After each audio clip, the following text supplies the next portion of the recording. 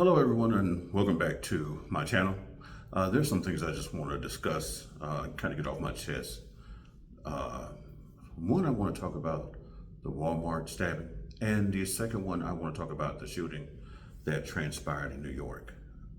Now, for the Walmart stabbing, they're saying that they're going to charge the guy as a terrorist attack.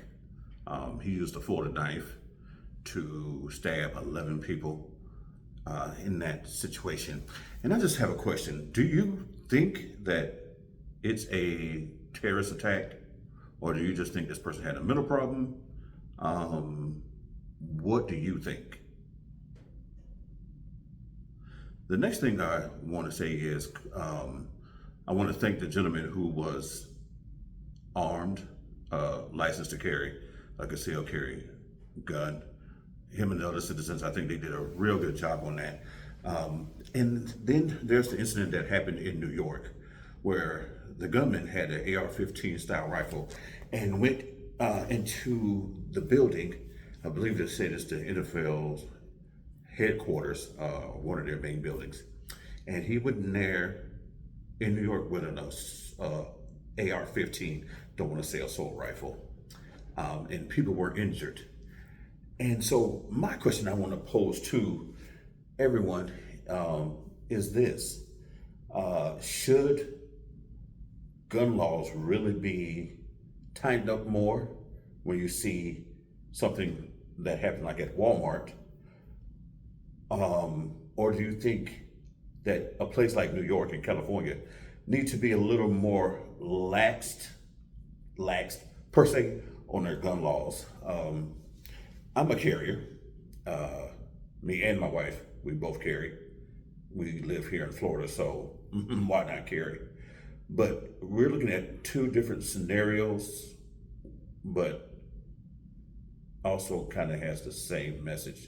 Meaning, if you have law-abiding citizens in their right minds and they're carrying, we can stop a situation majority of the time. I'll say 60-40 before the police even arrive.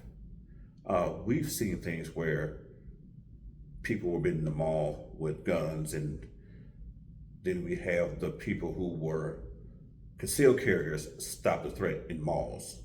We've seen it done at stores, grocery stores, and you hear about it, but the media really doesn't cover it much. So that's my question to you all. How do you all feel about those two stories? Is it really a good idea to tighten up on the gun laws, or should we kind of lax and everybody kind of like do their own thing, and let's not let the government dictate really what we can and cannot do when it comes to owning a firearm? Yes, I agree people should get a background check. Yes, I agree that some people should get a mental evaluation.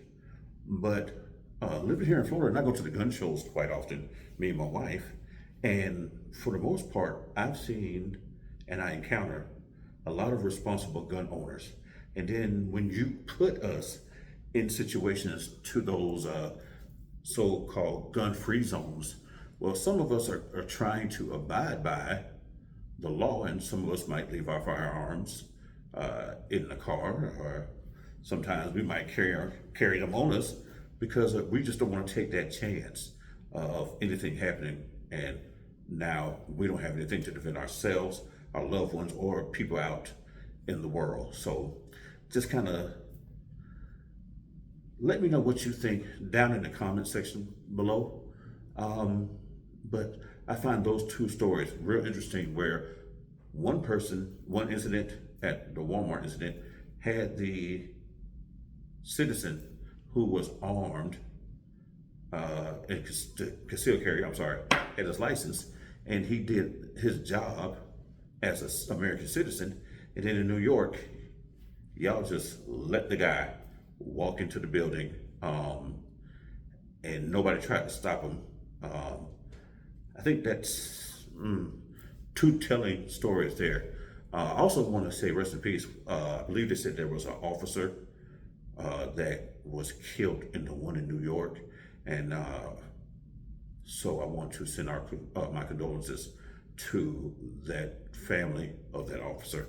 For everyone that was involved in the stabbings in the Walmart in Michigan, I hope you all recover and get well soon. But yeah, that's just my little 2 cents I wanted to just talk about in those two incidents. I will be back real soon with another story. It's concerning the P320, the M18 in the military. I just found out some things that's going on here in Florida. So stay tuned to that story. And on that note, I will see you all on the next go round. Have a good day.